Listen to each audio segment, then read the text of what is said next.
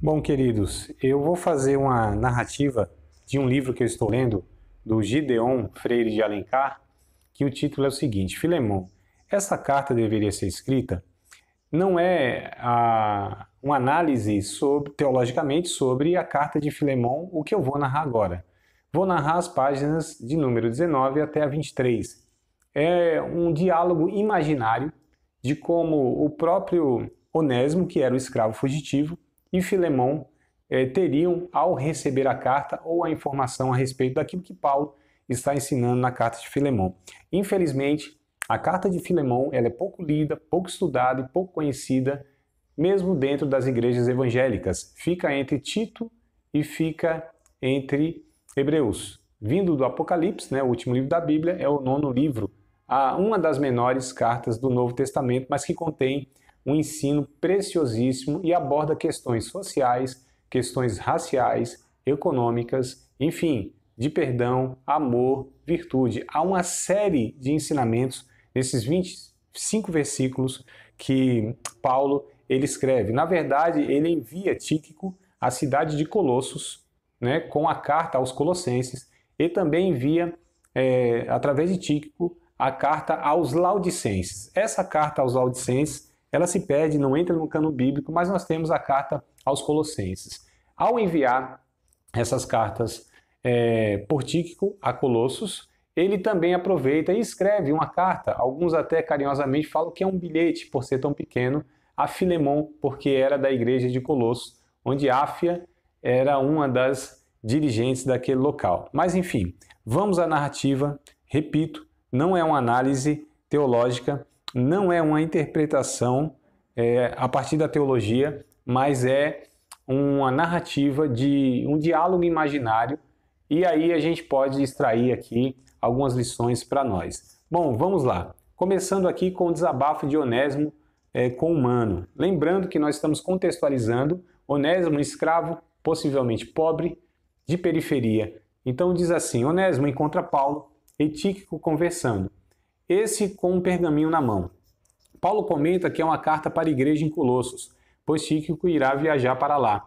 Isso já é suficiente para assustar Onésimo. Paulo então acrescenta que escreveu também uma carta a respeito da situação dele para Filemão. E ainda mais, diz que gostaria que ele viajasse com Tíquico para Colossos. Onésimo, surpreso e assustado, ficou sem saber o que dizer. Jovem urbano, viajado, se fosse um jovem contemporâneo morando na periferia paulista, ele contaria essa história para um amigo assim. Vamos lá. Abençoado, você não imagina o reboliço de hoje. Tá ligado o apóstolo Paulo, Vaso? Aquele cara que eu trampo com ele? Falei dele para você muitas vezes, demorou? Se liga no céu. Lembrou? Ligou? Sim. Aquele canela de fogo que se tornou um pai para mim. É bênção, varão, tá ligado? Vai vendo, que manto santo. Ele escreveu uma carta, mano, para Filemão a meu respeito, tá ligado? Filemão, você não sabe quem é, pois não falo disso para ninguém. Eu era cavalo do cão e escravo do Egito na casa do homem. Tipo, dava um trampo na goma dele em Colossos. Depois que meti o louco e dei fuga, nunca mais bolei umas ideias com ele. O mistério da carta fala da minha nova vida aqui e como estamos um aliado em Cristo hoje. Coisa linda, Jesus. Pegou a visão? Mano, ele quer que eu vá levar a carta, abençoado. Olha a brisa, mano.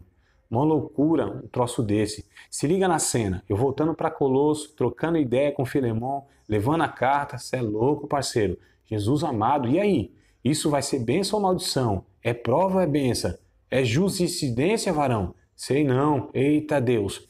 Mano abençoado, desenhou mistério? Se liga. Meus parceiros, outros manos que eram escravos comigo na humildade, na goma do Filemão, quando eu fugi. Mano, Jesus do céu, isso vai dar B.O. Vai ser mó desacerto. Tudo bem que ele disse que eu vou junto contigo, aquele obreiro lá, tá ligado? Mas quem me garante que eu vou dar fuga novamente, Vaso? Já fugi uma vez, tive umas paradas aqui em Roma, mas agora tá de boas. O gigante caiu. Vida que segue, até porque tô dando um trampo com o apóstolo Paulo, um crente da hora, tá ligado? Aqui eu tô no óleo na unção de Paulo, mas voltar pro Egito do Filemão é laço, misericórdia.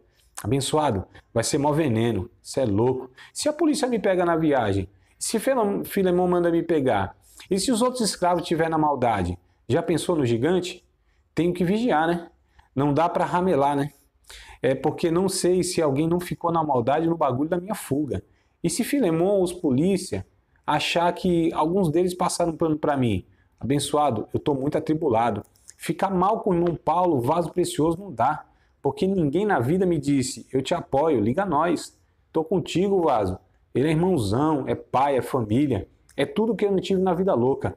Ele é bênção sem mistura, mas colar em Colosso é tribulação. Filemon não quer me ver nem morto. Agora se liga na cena. Eu colando lá, naipe monstrão, entrego uma carta para o homem. E sabe de uma coisa? Parece que eles nunca me viram. Esse laço pode derrubar crente. Eu até confio muito em Paulo, tá ligado? Devo minha vida a ele. Mas as memórias de Colosso eu sei não.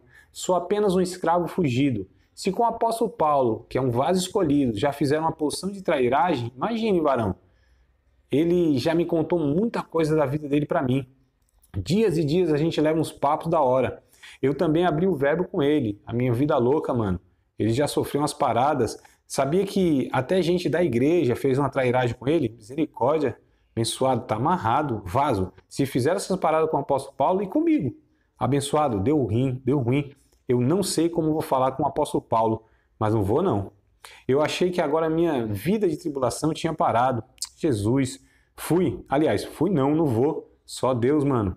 Essa parada não deveria ter sido escrita. E o que diria Filemon quando recebesse essa carta? Tíquico chega na casa da igreja de Colosso, que se reunia, cumprimenta Áfia, Arquipo e Filemon e entrega o pergaminho que Paulo enviou, mas informa que há um outro de Paulo para Filemon. E se não bastasse a surpresa de uma carta do apóstolo, o incômodo é ainda maior porque junto com Tíquico veio um jovem que não lhe é desconhecido. Tíquico percebe que sua reação de susto, mas pede para ele ler a carta de Paulo antes de dizer qualquer coisa ou tomar alguma atitude. Filemon lê a carta e fica pensando.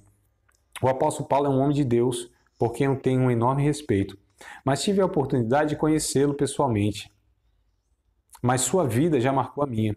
Seus ensinamentos e muito mais a sua vida marcou a minha família, da nossa igreja aqui em Colossos. Áfia, Arquipo, Epáfras e os demais irmãos aqui sabem o quanto eu amo e lhe tenho respeito. Mas essa carta não tem nenhum sentido. Seu pedido é absurdo.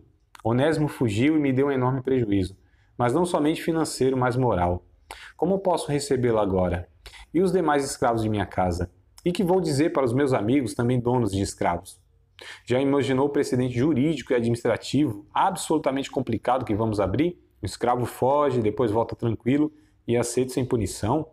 O que pode acontecer com a estrutura dos empregos e empresas colossenses? O apóstolo Paulo não conhece o mundo empresarial. Aliás, ele nunca esteve aqui na cidade. Por acaso ele acha que aqui pode correr solto como acontece em Roma? Roma é um caos administrativo marcado por devassidão sexual das mais infames. Afinal, o atual César é Nero. Mas aqui em Colosso tem ordem, tem lei que precisa ser respeitada. Assim ele me pede algo fora do padrão social. Depois diz que não pede nada e depois acrescenta que eu devo fazer além do que ele pediu. Mas ele disse que não pediu. E ainda envia o problema acompanhado por Tíquico, por quem eu tenho enorme admiração. E acrescenta que prepare um quarto porque virá nos visitar. Será uma forma sutil de pressão? Virá ver com os próprios olhos como resolvi o problema? E não é apenas para receber Onésimo, mas recebê-lo como se fosse o próprio Paulo, ou mais grave, recebê-lo como uma pessoa, um cristão, em igualdade a todos os demais membros da igreja. Ele não imagina o que isso pode causar de desentendimento na igreja. E se esse garoto lhe está sendo útil, está vivendo como filho, por que ele não mantém com ele? Por que ele devolve com essas implicações? Apesar de tudo o que ele representa, apesar de todo o respeito eu e a igreja em Colosso temos por ele, as relações entre trabalhadores e patrões não têm nada a ver com a doutrina da igreja. Há assuntos espirituais para os quais o apóstolo Paulo é a nossa melhor referência, mas as questões materiais de dívidas, pagamentos, empregos e trabalhos são de cunho material, do qual ele não tem conhecimento e não pode se intrometer. Não é uma questão teológica, é uma questão de hierarquia, de economia. O que ele entende disso? Ainda pergunta se Onésimo me deve. Claro que me deve. E quer que eu coloque na conta dele. Que conta? Eu nunca fiz negócio com ele. Está misturando questões financeiras com questões espirituais. Amigos, negócios à parte. Não. essa carta não deveria ter sido escrita.